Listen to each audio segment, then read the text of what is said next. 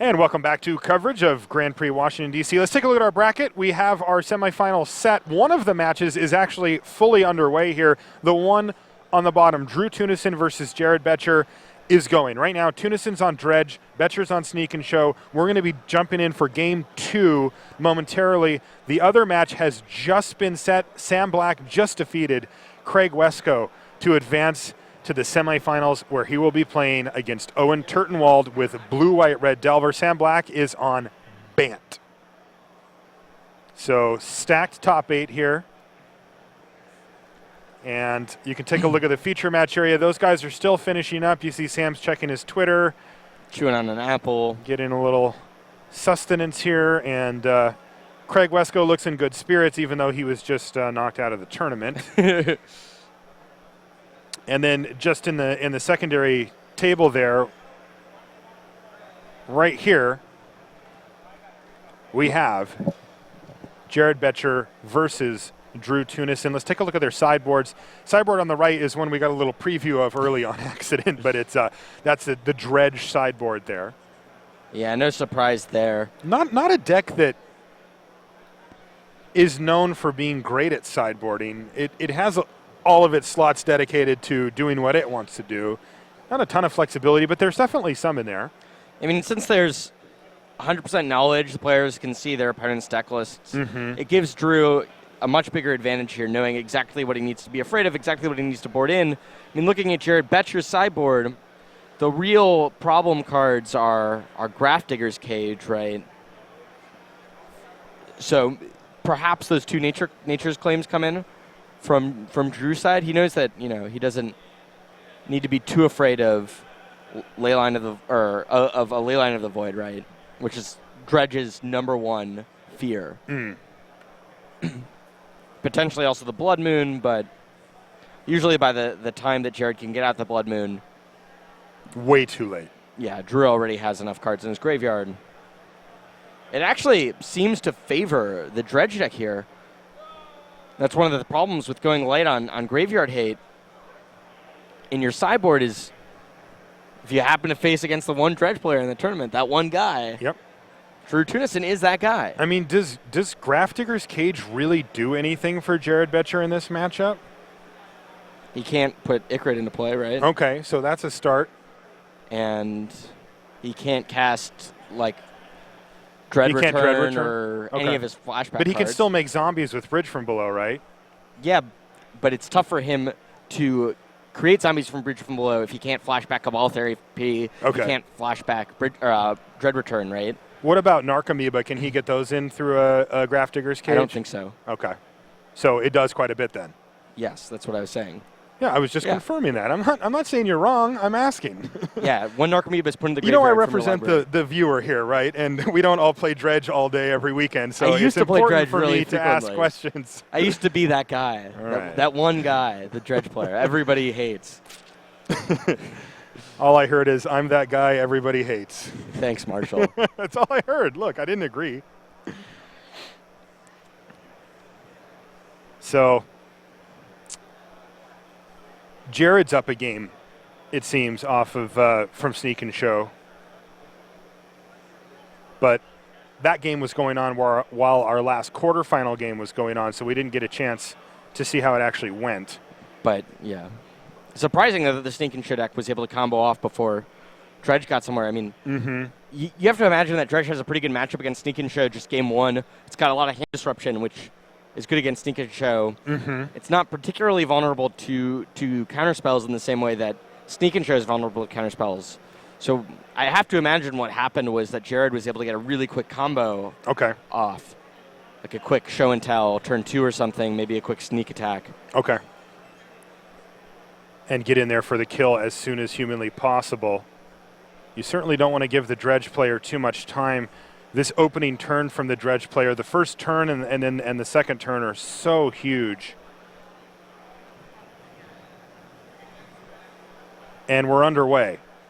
Cephalid Coliseum into Lion's Eye Diamond. Wow. Really good start. If Drew has a breakthrough, which he does, it's just an amazing start. He does have a breakthrough, yeah. Cast breakthrough and crack Lion's Eye Diamond. Draw 4, which effectively mills himself for 20 cards. Yeah. Depending He's thinking about it here, though. It's the optimal start, and that's exactly why Jared's going to take this opportunity and force of will the Lion's Eye Diamond. He has to. I heard what happened last time. Jared says, I remember what happened last time.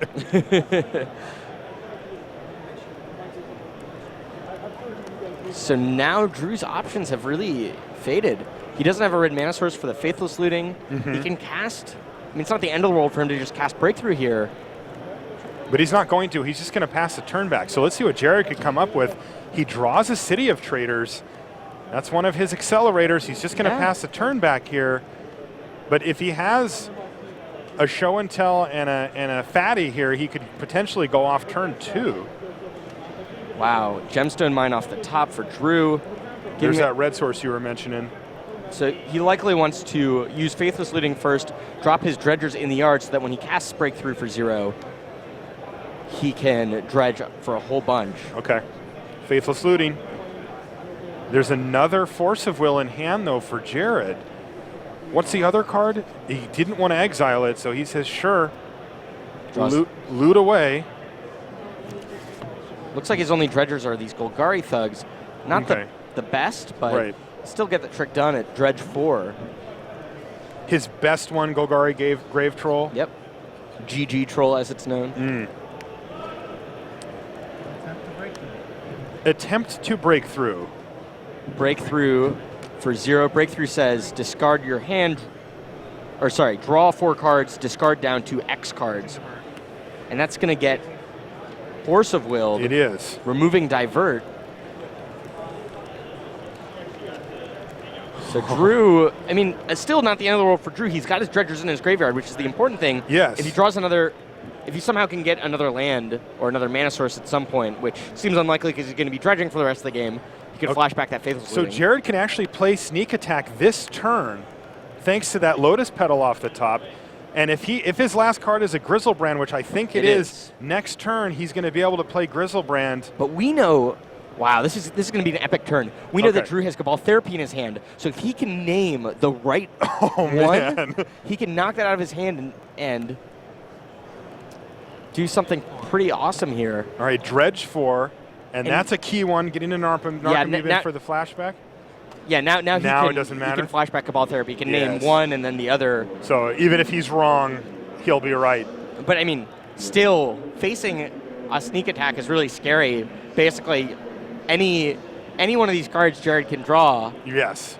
Either Grizzlebrand or Emrakul, and immediately he just hits the perfect 4 cards. That's pretty insane. Narcomoeba, Bridge from Below, Icarid.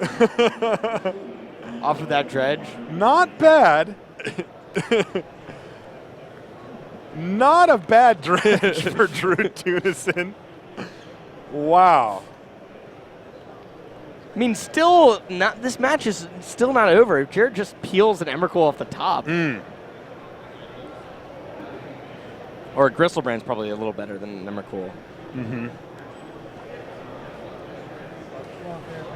Okay, so flashback Cabal Therapy with Narcomoeba. I'll get a 2/2 zombie. What's he gonna name? He named Emrakul. Okay. But it's Grizzlebrand. Play Cabal Therapy, name Grizzlebrand, get that thing in your graveyard.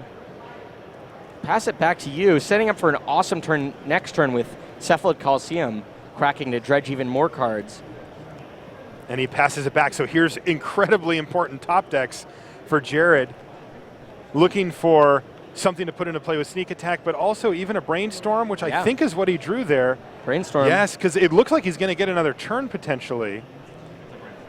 So it's possible for him to get a land and a... There's a Force of Will, a Grizzlebrand. And a mountain. So next turn he can hide the Grizzlebrand on top of his library, play the mountain on his turn. All right, so next turn he will have a Grizzlebrand active. He keeps the Force of Will in hand. And here comes some Dredge. Dredge 4 for Thug. He gets a Narc Amoeba back in his hand. They're back in play.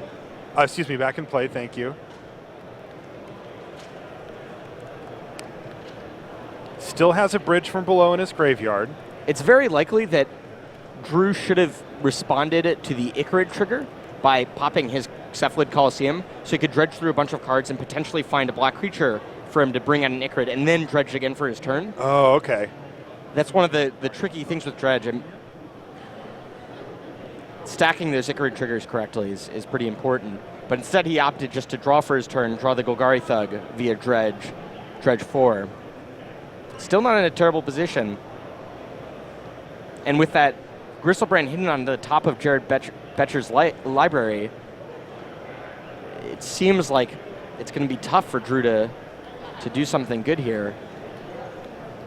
Now, if he can somehow get Jared below 14 life, he can force him to only be able to draw 7 cards, meaning that it's possible that Drew would get another turn.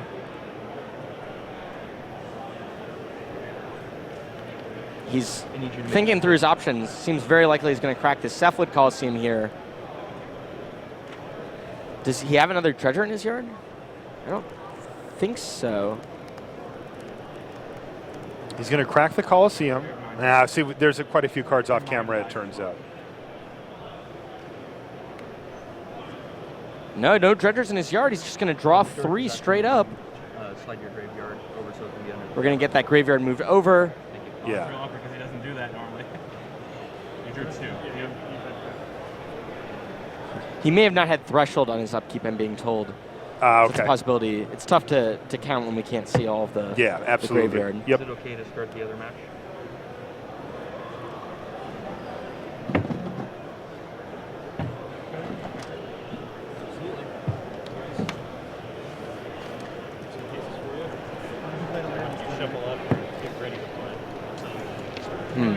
Okay, so Drew's going to discard 3. He's playing pretty deliberately. He's been reminded by the judge to keep the pace moving. Dredge's not an easy deck to play, though.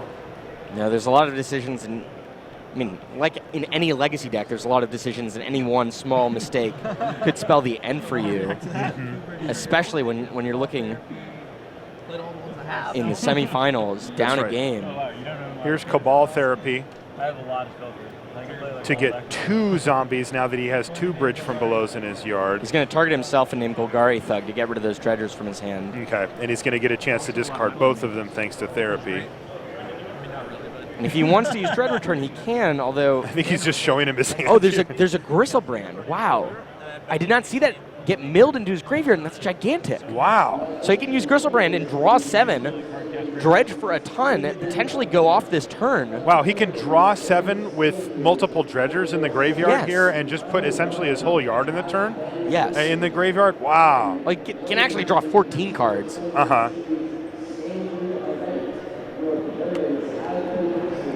And if he happens to draw into just naturally into a mountain and a Faithless Looting, he can throw away the Flamekin Zealot in his hand and go off this turn. Okay. So he's going to dredge 4, dredge 5, dredge 6. 3, 4, 5, and 6. Dredge 6 again. Who needs a library anyway? Or a hand. I mean, he's got a couple of cards. He'd rather not have them there. Dredge 6 yet again. So he's 5 cards deep in his Gristlebrand. He is.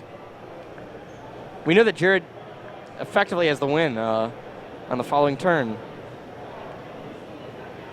Yeah, this is pretty straightforward. I'll probably forget half of it.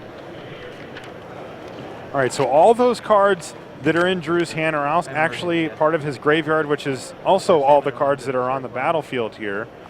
His Flamekin Zealot is in his hand, which is kind of an awkward place for it. Uh-huh. All those Golgari Grave Trolls are actually going to be in his hand. Yeah. They're sitting on the battlefield, but they're not actually there.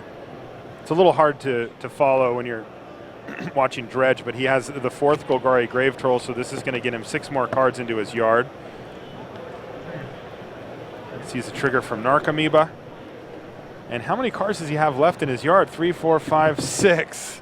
Okay, playing with fire. You can't dredge if you don't have enough cards.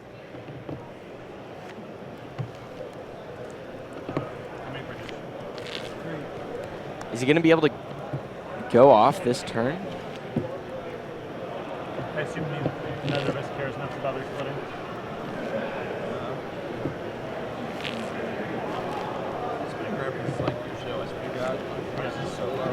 Well, he's thinking if he wants to go down to a single card in his library, right, for his 7th draw, and that's what he's going to do. He's going to go down to 1. 5 from the Stinkweed in. I believe he's just got 1 card left in his yard here. All right, in his library, excuse me. Everything else is either in his graveyard or in his hand.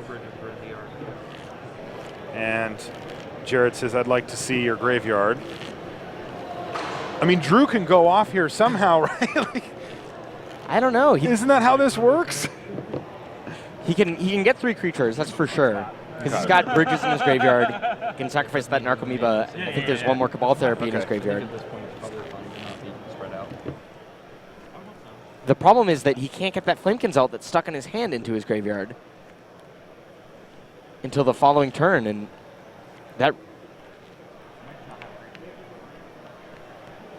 that seems to be the only real way he can win on this turn. So yeah, he can sacrifice the Narcomoeba. All right, so he's going to Cabal Therapy himself, Saki Narcomoeba, get a couple of triggers. 1, 2, 3, and 4 from the bridge from belows.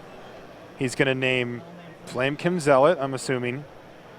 Put it in the graveyard, Yeah. and I think he had a Dread return. There's another Dread return. Okay, yeah. So he can sacrifice 3 of his tokens, or perhaps 1 of his Gristlebrand, or his Gristlebrand and 2 tokens to get 5 guys plus Flamekin Zealot. Let me do the math on that. So that he should gets be 4 15, triggers, so that's 6 exactly. creatures. Yes, plus the Flamekin. And that should be it. And that's it. So Drew Tunison finds a way. It took a little doing, but we got there. It's a puzzle with Dredge. Yeah, and he evens up the match between him and Jared Boettcher. They're, yeah, he says it's Exactly a really 18. complicated game state. You get a look at our feature match area where Sam Black and Owen Turtenwald are getting ready to start their semifinal match. The match we're watching is a little bit ahead. They had a head start on this one, so that's why we're over there. So I think we're going to switch over to Table A. Yeah, I think we want to see Sam Black versus Owen Turtenwald here. We'll keep a close eye on the back table, though, and we'll keep you guys updated on that match as best we can. Okay. You want me to hold them? No, you guys are fine. And again, Owen Turtenwald on the blue-white-red Delver deck, Sam Black on his Bant deck. See who's going to go into the finals to face off the winner of Jared Boettcher and Drew Tunison.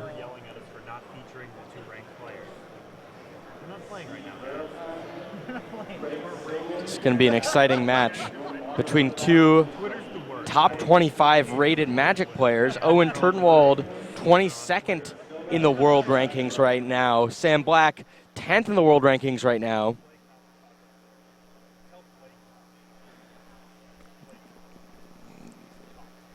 These players looking at their opening hands.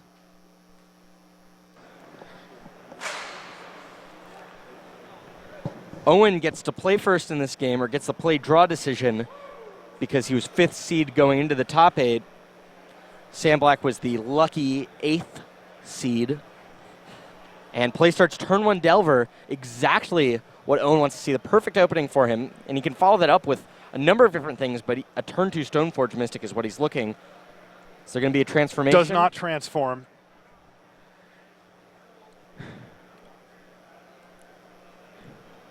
So Owen starting his second turn here. Mapping out the plan of attack against Sam Black. He definitely knows the deck that Sam Black's on well. One of Owen's good friends, Reed Duke, is the one who's been kind of experienced success in pushing that deck.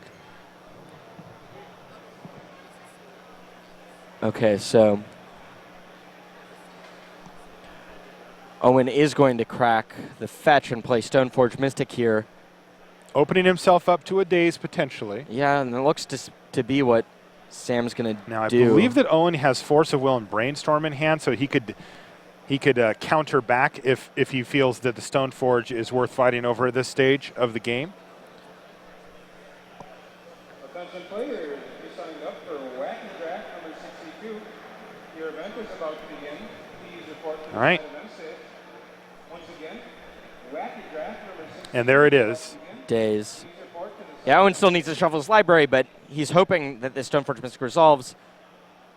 He's actually just going to accept the days, not Okay. going to force will it back. Okay. Wants to keep that for something later.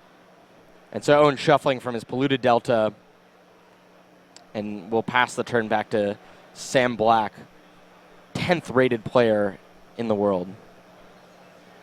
Owen Turtenwald's 22nd rated player currently on the top 25 Magic Pro rankings. So a nice little matchup here in the semifinals from Washington, D.C. It's a legacy fight.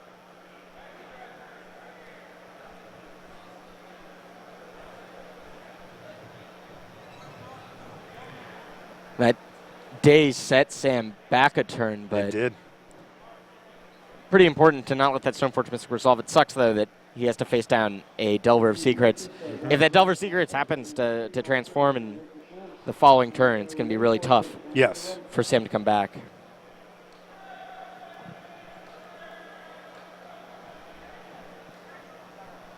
All right, another land, different one this time though for Sam Black. Passes the turn, and there it is. Lightning Bolt is going to transform that Delver of Secrets, That's huge. and that's massive. Now Sam Black is under a lot more pressure, and he's going to start taking a lot of damage here. Drops down to 15, and a follow-up Stoneforge Mystic for Owen Turtenwald. There's a second daze from Sam Black if he But wants to use can it. he afford to keep bouncing his own lands here? Can he afford to let Stoneforge Mystic resolve? Yes, I don't think either. I think his Super hope rough. is to daze here and then at some point Surge to Plowshares, the Insectile Aberration. And that's exactly, that Surge to Plowshares is exactly what Owen's holding back the Force Will for. To protect. Yeah. Now, do you think he might fire it off here, or is he going to repeat the same play? It depends. Sam taps for blue, but also dazes. Yeah, so he can't get dazed back. And if he happened to have a Spell Pierce, a Miser's Spell Pierce. He is. He's going to Force of Will now. Owen Turtenwald making the move, and it works. So Stoneforge Mystic resolves. He can't get Batterskull fast enough, throws it on the table, and passes back. And if you'll look, Sam Black, no permanence, nothing. Does not look good for Sam Black here. Daze is sweet, but it is not without its downside. Daze is sweet when your opponent doesn't already have a Delver of Secrets. Yeah. Right? It sucks that Sam was on the draw this match because he placed worse seed in the top 8, and he couldn't have dazed the Insectile Aberration. If he could have dazed the Insectile Aberration, this game would have been completely different. I like doing the random too. Hopefully I'm the random that Oh, man, and there's a Swords to Plowshares off Yeah, the well- top there, but it's a little late after he went and got an island. So Owen can play his third land here, attack in, end of turn, flash in a Batterskull, and start crashing in with the 4/4 life-linking Germ token. Sam did draw the Swords to Plowshares, but, I mean, get rid of a 3/2, get a 4/4.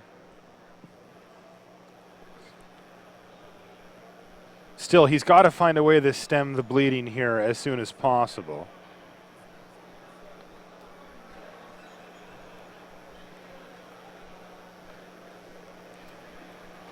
All right, pass the turn back, activate Stoneforge Mystic, activation resolves, make a Batterskull, make a Germ token, triggers all over the place. And we're still on the end step here. So this is where Sam Black looks to want to fire off and does in fact fire off his Swords to Plowshares on the Germ token. Yeah. Makes sense at this exact moment. Another Swords to Plowshares, and Lightning Bolt in hand for Owen Turtenwald, but he doesn't care about that right now. He's got the upper hand as far as direct pressure goes. He has his opponent now on a 1-turn clock thanks to that Lightning Bolt. So Sam Black has to find something to even the scales, and he has to find it right now. Sam knows about the Lightning Bolt, too. He knows that that's right. It's coming, and he's just going to scoop him up. And he's just going to scoop him up. So Owen Turtenwald wins a quick one over Sam Black, forcing him to use Daze twice early in the game and setting Sam Black back so far on mana that he couldn't recover. Are we going to check in on... Okay. There you get a look at Owen Turtenwald, 22nd in the top 25 pro rankings, Platinum Pro, 12 Grand Prix top 8s. This will be his 13th. No wins. He's had multiple finals appearances. He had a final appearance in a Legacy Grand Prix in Columbus, Ohio in 2008, lost in the finals to Steve Sadin. He lost in the finals to Brad Nelson in this very room 3 years ago in 2010. That was standard.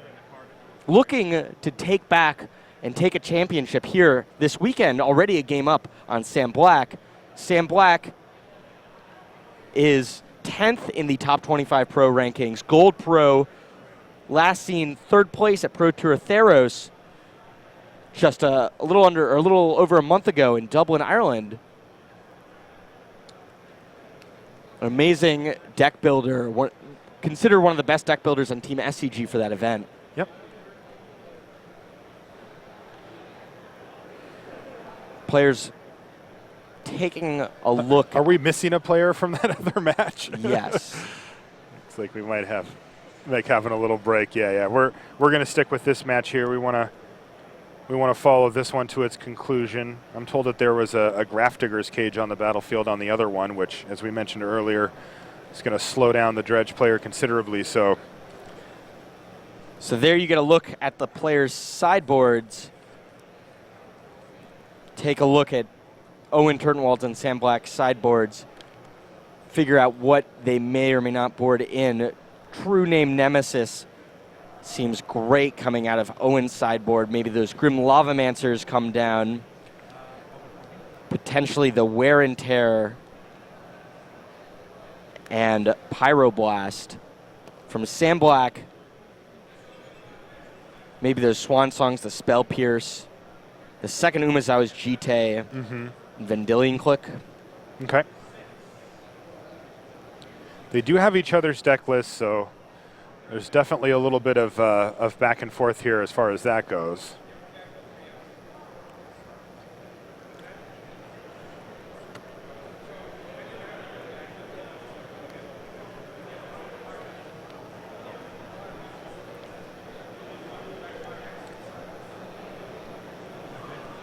But interesting to see if this is the matchup that Owen wanted to see against Sam Black. We saw how he handily defeated Sam Black in that last game. It also shows how important being on the play as opposed to the draw is in Legacy, and how important it is to have a higher seed going into top 8. Like we said before, Owen Turtenwald came in as the 5th seed, so he got to choose whether or not to play or draw against Sam Black. Sam came in as the lucky 8th seed. And it was in that game that Owen was able to resolve a turn 1 Delver before Sam could do anything. A lot of magic coming up for you guys in the next coming weeks here. Grand Prix Albuquerque Standard, November 23rd and 24th, a.k.a. next weekend. Grand Prix Vienna. It's going to be covered by our European coverage time, November 30th through December 1st. Grand Prix Dallas-Fort Worth, also standard, all 3 of those events, December 7th and 8th.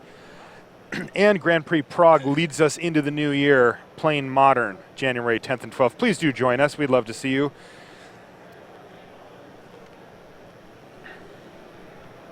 And there you get a look at our semifinals table. Big crowd has gathered here in Washington, D.C. to watch these players battle it out. You called it. You said Owen Turtenwald. Yeah. And he is now up a game. He's 1 game away from making it back to the finals of Grand Prix Washington, D.C. here. Yeah, second time in a row. He's not from this area, but he sure runs it when he's here. Yeah. It's also interesting to remember that last Grand Prix Washington, D.C. was the biggest event in North America at the time. And this was before the rules of Grand Prix had changed, so it was a variable amount of rounds. It was a ton of rounds of standard. And Owen just round after round crushed people with his Jundak back in standard.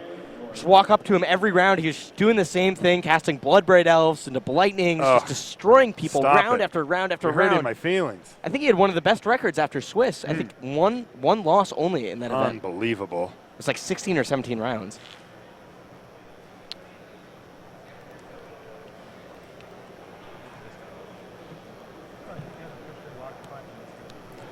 It's great. I have not. You can hear the players talk a little bit. Is that the wrong word? Yep, right to move forward to the next PC. Grizzle Brand Gold. Yes. And play is about to resume. Players are about to draw their opening hands here in the nation's capital, Washington, D.C. This is going to be exciting.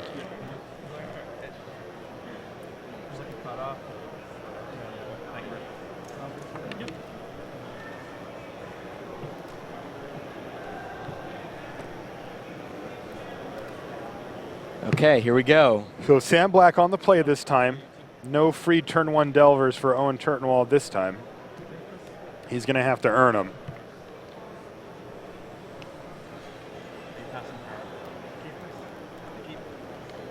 All right, both players have kept.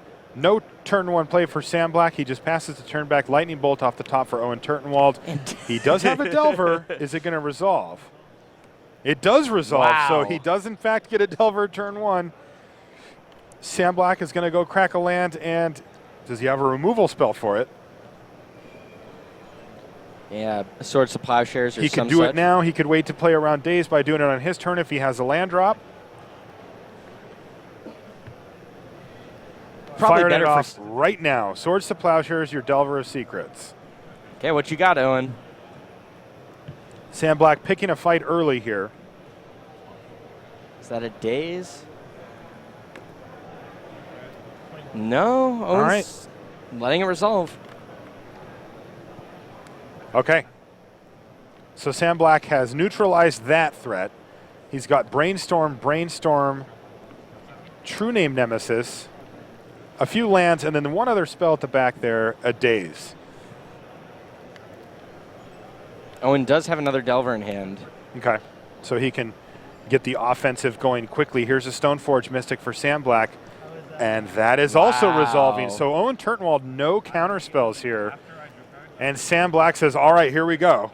Floodgates open. Once he saw that the Swords to Plowshares resolved, you know, he can run that out as a spell that he'd like to resolve. If it doesn't, he says, sure, here's a Stoneforge Mystic. You know, how many Dazes do you have, right? Only can pass 1 per turn and forces him to have like Daze and Force of Will. He doesn't have both. In fact, he has neither. And now he gets to not only Swords to Plowshare, Owen Turtenwald's early threat, but also follow up with a Stoneforge Mystic getting a Batterskull right afterwards. Okay, we've got a result from the back table for you guys. Jared Boettcher defeats Drew Tunison 2-1 and will advance to the finals here at Grand Prix Washington, D.C.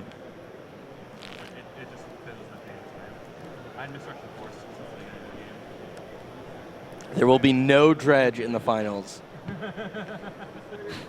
Yeah, I just know 100%. All right, Lightning Bolt finds one of his more common targets in Legacy, a Stoneforge Mystic. And Owen has that second Delver he can use here, or cast here.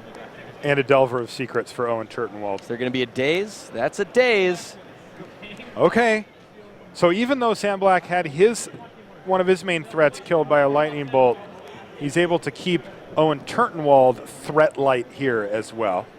It's actually a pretty good play from Sam to not use the Daze on turn 1 because he had his Swords to Plowshares, but wait until after he cast his Stoneforge Mystic to use it on turn 2. And there it is, True Name Nemesis from Owen Turtenwald.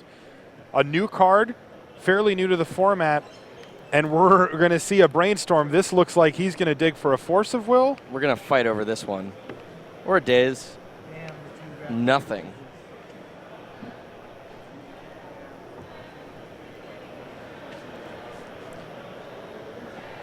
Sam figuring out what cards he wants to put back. That Swords to Plowshares is not going to do very much against the protection from Sam Black, true name Nemesis. You're done. Nope. If this true name Nemesis resolves, Sam Black is going to be in a world of hurt. Sam can dig one card deeper With the second brainstorm, but wow, and try to find a Force of Will? he'll have another blue card to do it. Or a Daze? I think he's got a true name Nemesis of his own. We know that Owen has a second true name Nemesis.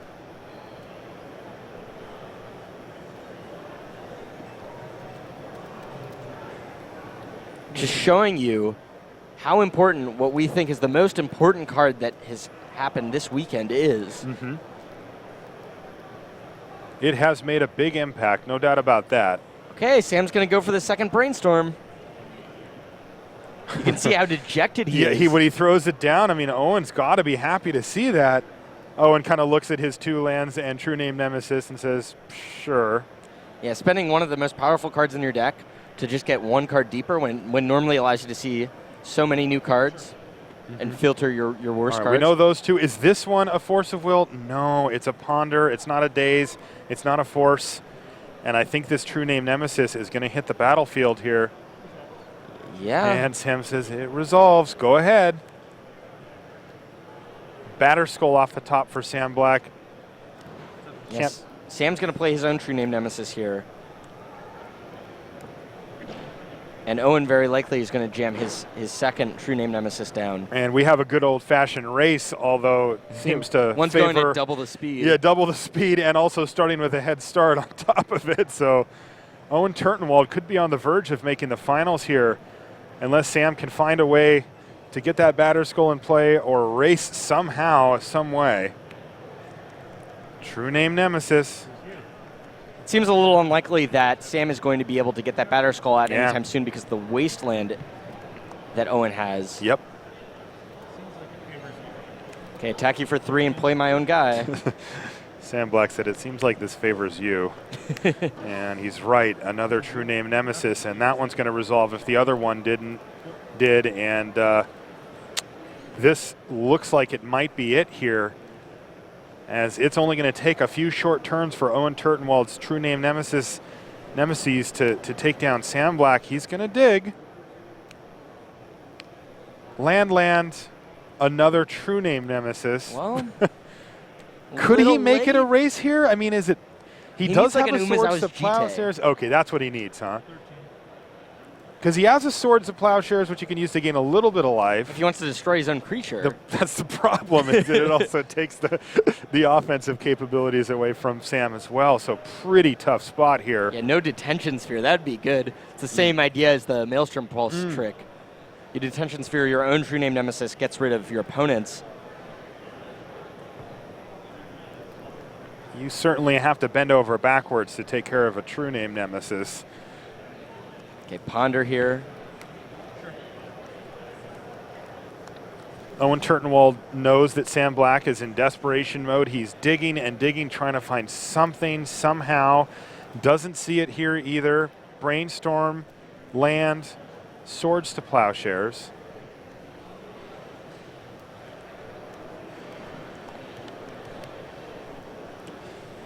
Okay.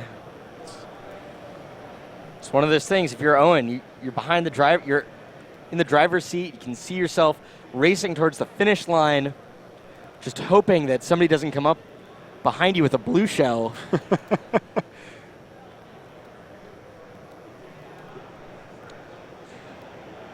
Just gripping his seat, bracing for impact. All right, so Sam Black shuffling away those 3. Those aren't going to get it done for him. He has precious few draw steps left. Owen Turtenwald can do nothing right now except for watch as Sam Black attempts to find a way to deal with this incredibly difficult to deal with creature, true name Nemesis. 3 of them on the battlefield in the semifinals here. It's a Knight of the Reliquary. He's going to attack. 17 says go. Untap. draw step Stoneforge Mystic. Nothing else really matters here, right? It's either these true name nemesis are going to attack, kill Sam Black in 3 turns, or they're not. Yeah, it also puts Sam in this position that he can't crack a fetch land. It does, but it looks like the Stoneforge Mystic could potentially aid in the process here too with an Umezawa's Jitte.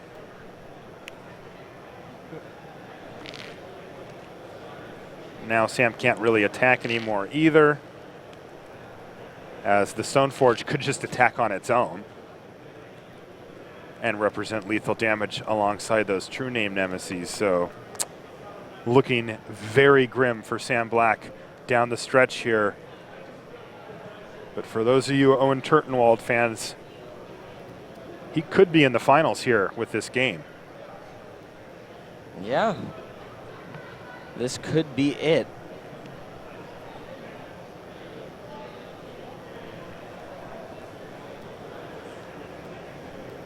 I really cannot imagine what combination of cards Sam could have here. I think Sam's doing his best to use his imagination to find a way to get out of this mess as well. Humility is, I'm looking at his deck list. Humility could do it, but it doesn't seem likely that he would have brought that card in. He's going to play a Knight of the Reliquary. Okay, well that might buy him another turn. I mean, the Knight's got to be huge here, right? 1, 2, 3, 4, 5. So Sam can attack 7-7? in with his true name nemesis and perhaps force Owen to hold one back for the Knight of the Reliquary. Yeah, that could slow him down a little bit. Let's see what he comes up with here. Sam also has the option on his following turn to Swords to Plowshares his own Knight of the Reliquary, but that only prolongs the amount of time he has left. 6 is still greater than 3. Owen's got that Batter Skull coming down. Pretty sure.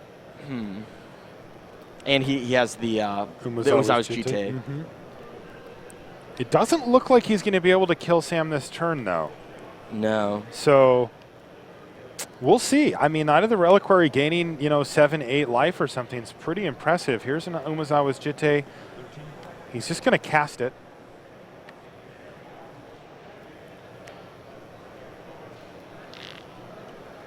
Go grab a land with a fetch.